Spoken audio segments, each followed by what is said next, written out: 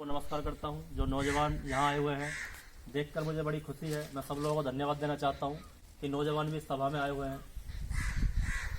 अभी सभी लोगों ने अपनी बातें रखी। ये जो टीम है सूर्य शक्ति फाउंडेशन की टीम, इसमें कोई भी व्यक्ति ऐसा नहीं है जो अपने आप में किसी न किसी क्षेत्र में कोई काम ना कर रहा हो। हमारे आदरणीय मेजर युद्धवीर सिंह सिसोदिया जी, गाँव का नौजवान आर्मी में जाने की सोचता है और दिन रात मेहनत करता है। हमारे मेजर साहब हैं, कैप्टन साहब हैं, आर्मी में मेजर रैंक पर रहे, कैप्टन रैंक पर रहे और उसके बाद आज समाज के लिए आज भी वो जज्बा रखते हैं, काम कर रहे हैं। इन्हीं लोगों से हम जैसे नौजवानों को भी सीख मिलती है और थोड़ी सी हम भी प्रेरणा लेते हैं कि अगर ये इस समाज को इतना योगदान दे रहे हैं तो हमारी भी एक जिम्मेदारी है कि हम भी थोड़ा सा उनके साथ चलें, हम भी उनके पद चिन्हों पर चलने की कोशिश करते हैं। आज ये जो कार्यक्रम है सूर्य शक्ति फाउंडेशन का, जो हमारा फाउंडेशन है वो दो चीज़ों पर काम करता है। पहला शिक्षा और दूसरा ग्रामीण विकास। शिक्षा पे हमारे नरेंद्र जी ने बताया कैसे हम लोग शिक्षा पे काम करते हैं। आज गांव का हमारे का बच्चा, चाहे वो छोटा पहली क्लास का हो, चाहे वो कंपटीशन की तैयारी कर रहा हो, आज गांव में हर सुविधा शिक्षा से संबंधित उसके लिए उपलब्ध है। ये काम नरेंद्र जी ने किया है, ये काम सूर्य शक्ति फाउंडेशन के माध्यम से हुआ है। दूसरा ग्रामीण विकास। जब हम ग्रामीण विकास की बात करते हैं तो ये जो शब्द है ग्रामीण विकास, ये छोटा शब्द नहीं है। मैं उत्तर प्रदेश पंचायती राज में मास्टर ट्रेनर हूं और जितने भी अधिकारी हैं, चाहे वो हापुड़ जिले के जिला पंचायत राज अधिकारी यावर अब्बास जी हों, या फिर जितने भी उससे छोटे अधिकारी हों, या फिर मुख्य विकास अधिकारी हों, या डीएम मैडम हो, जितने भी लोग हैं सभी लोग मुझे पर्सनली जानते हैं क्योंकि मैं भी विभाग की तरफ से ही हूं और पंचायतों का मास्टर ट्रेनर हूं। पूरे उत्तर प्रदेश में केवल 10 है। आज जब कैप्टन साहब से मेरी पहली मुलाकात हुई, हम लोग लखनऊ गए थे और लखनऊ में जो राज्य ग्रामीण विकास संस्थान के डायरेक्टर जनरल है अभी प्रेजेंट में, वेंकटेश्वर लू साहब, उत्तर प्रदेश से 75 लोगों को बुलाया गया था और ये मेरा सौभाग्य था कि मैं हापुड़ जिले का प्रतिनिधित्व कर रहा था और वहां पर डायरेक्टर जनरल के साथ ग्रामीण विकास पर हमारी चर्चा हुई। हम लोगों ने एक मॉडल तैयार किया और उस मॉडल पे आज राष्ट्रीय ग्रामीण विकास संस्थान काम कर रहा है। ये हमारे लिए गर्व की बात है। और जो पॉइंट्स हमने दिए थे एक मॉडल विलेज के लिए, 250 गांव पूरे देश में सेलेक्ट किए गए हैं। कैप्टन साहब भी उस मीटिंग में थे, तो तब से हम लोग व्यक्तिगत तौर पर जुड़े हुए हैं। लगातार आप हमारे काम देखते रहते हैं, हमारी कोशिश रहती है कि हम कुछ बेहतर करें। शिक्षा पे आप सभी लोग जानते हैं, ग्रामीण विकास पे मैं थोड़ी सी आप लोगों को थोड़ा सा बताना चाहता हूं, खासकर उन नौजवानों को जो पीछे बैठे हुए हैं। जो ग्राम पंचायतें हैं, ये जो ग्राम पंचायत सब था पहले ये हमारे पास नहीं था। 1992-93 में संविधान में एक बदलाव किया गया और एक नया कानून जोड़ा गया, पंचायतें सब जोड़ा गया। और वो जो पंचायतें थे उन्हें 29 विषय दिए गए।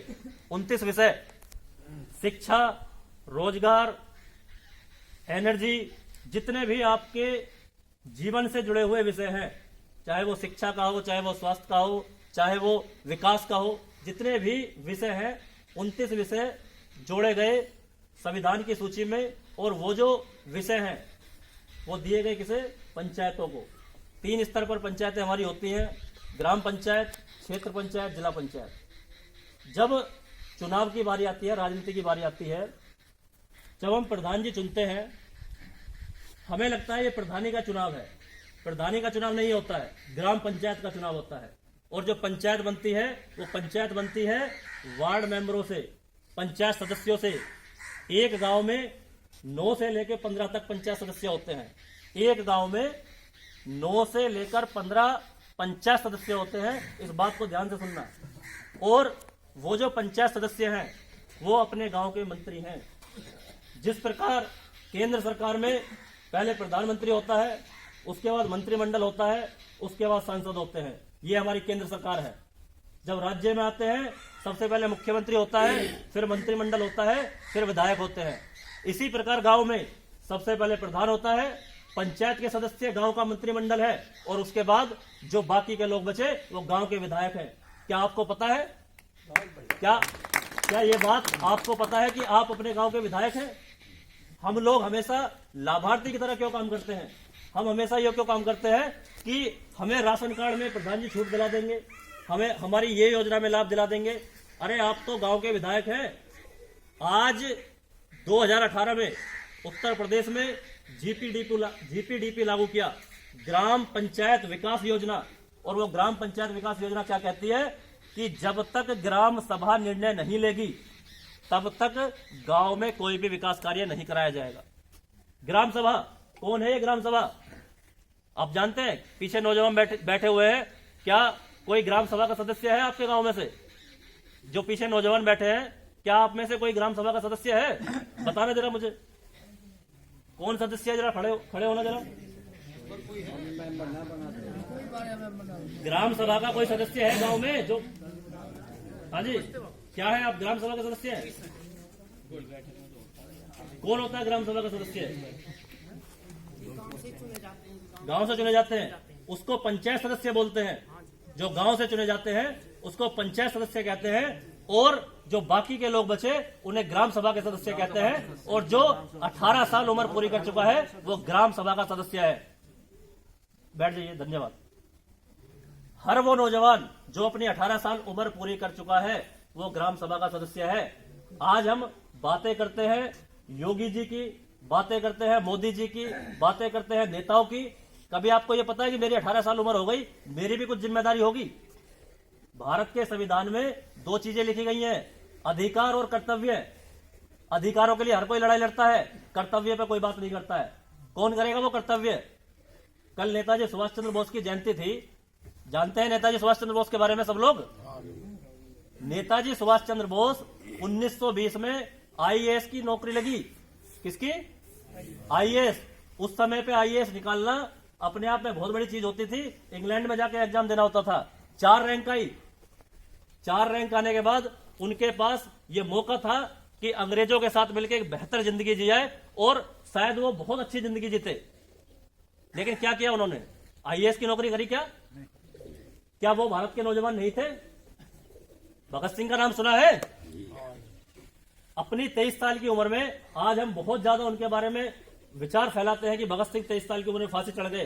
क्या आपको पता है कि भगत सिंह 23 साल की उम्र में जितनी उनकी सिलेबस की किताबें थी 300 किताबें एक्स्ट्रा पढ़ चुके थे वो? आपको पता है चंद्रशेखर आजाद का नाम सुना होगा? वो चंद्रशेखर आजाद उस समय पे बनारस हिंदू विश्वविद्यालय में पढ़ते थे, जो आज भी नंबर 1 पे आता है और एशिया की सबसे बड़ी यूनिवर्सिटी है। क्या वो अनपढ़ थे?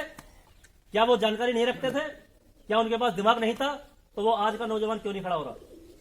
आज के नौजवान के अंदर ऐसी क्या कमी आ गई कि आज हम नेताजी सुभाष चंद्र बोस की बात तो करते हैं, काम क्यों नहीं करते उनके जैसे? आज हम लोग, आज हम मोदी और योगी की बातें क्यों करते हैं? आज हम अगर अपने गांव के विधायक हैं तो अपने गांव को बेहतर करने की क्यों नहीं सोचते हैं? आज हमारे देश के अंदर 80% ग्रामीण लोग हैं, और वो ग्रामीण लोग रो रहे हैं। उसका एकमात्र रीजन ये है कि हम जो है जानकारी नहीं रखते हैं।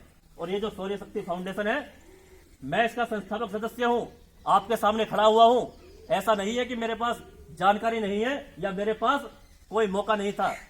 मैंने एमटेक किया हुआ है, इलेक्ट्रिकल से एमटेक किया हुआ है, सरकारी इंजीनियर की नौकरी में छोड़ के आया हूं, और लगातार मेजर युद्धवीर सिंह सिसोदिया जी के नेतृत्व में कई वर्षों से काम कर रहा हूं, कैप्टन साहब के नेतृत्व में कई वर्षों से काम कर रहा हूं। और आज उत्तर प्रदेश के कम से कम 50 जिलों में टीम काम कर रही है, और जिनका उद्देश्य सिर्फ एक है, ग्रामीण लोगों को जगाना कि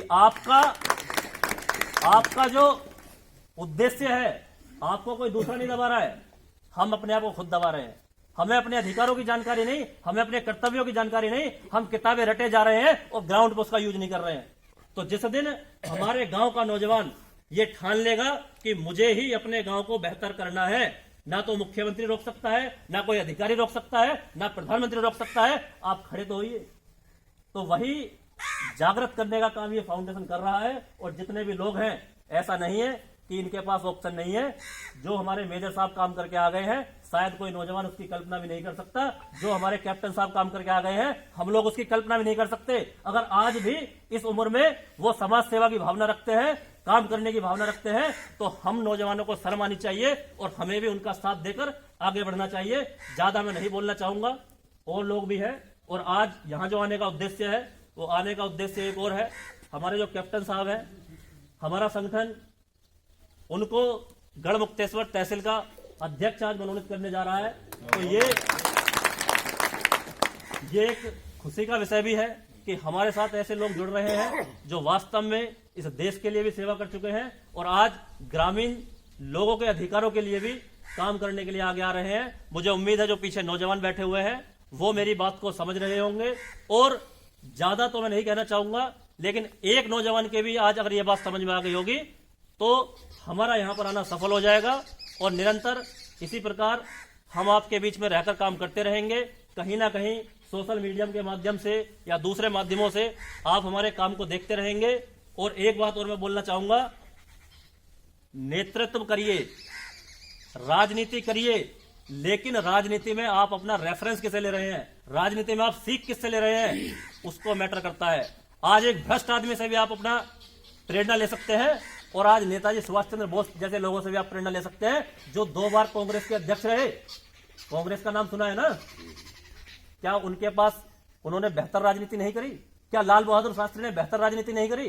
तो आज मैं ये नहीं कह रहा कि राजनीति आप मत करिए, आप किसी भी पार्टी से जुड़िए, किसी भी दल से जुड़िए, कहीं भी जुड़िए, लेकिन उद्देश्य एक होना चाहिए, गांव को बेहतर करना है, लोगों के लिए काम करना है और जो जिन लोगों तक अभी सुविधाएं नहीं पहुंच पा रही हैं उनको सुविधाएं देनी है। अपना उद्देश्य क्लियर रखिए। बाकी कोई किस दल से जुड़ा हुआ है, किस पार्टी से जुड़ा हुआ है, वो सबकी अपनी विचारधारा है, लेकिन लोगों के लिए काम करिए। इतना ही मैं कहना चाहता हूं। बहुत बहुत धन्यवाद। जय हिंद, जय भारत।